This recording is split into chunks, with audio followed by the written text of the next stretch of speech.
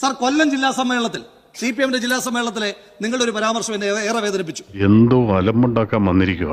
അതെ, ആ പരാമർശത്തിൽ നിങ്ങൾ പറഞ്ഞത് ശ്രീ A.A. റഹീമിനെ രാജ്യസഭാ മെമ്പറാക്കിയത് ഒരു തെറ്റായി ഒരു പ്രയോജനവുമില്ല എന്ന. സ്വാഭാവികം. എന്താ എന്റെ ഉദ്ദേശം? ദയവ് ചെയ്ത് അങ്ങടപെട്ടിട്ട് ആ പരാമർശം പിൻവലിക്കണം. എന്താ പറഞ്ഞത്? എന്തുണ്ടാക്കുന്ന?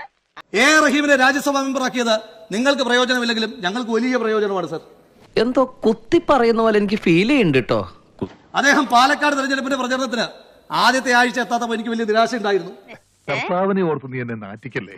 പക്ഷെ രണ്ടാമത്തെ ആഴ്ച അദ്ദേഹം എത്തിയത് കൊണ്ടാണ് തൃക്കാക്കരയ്ക്കും പുതുപ്പള്ളിക്കും വടകരയ്ക്കും ശേഷം പാലക്കാടും ജോറായി മാറിയത്. വെറുതെ അവന്റെ വായിച്ചിരിക്കണ എന്തിനാ കേൾക്കണേ. ഒരു കയ്യബദ്ധം നാറ്റിക്കരുത്.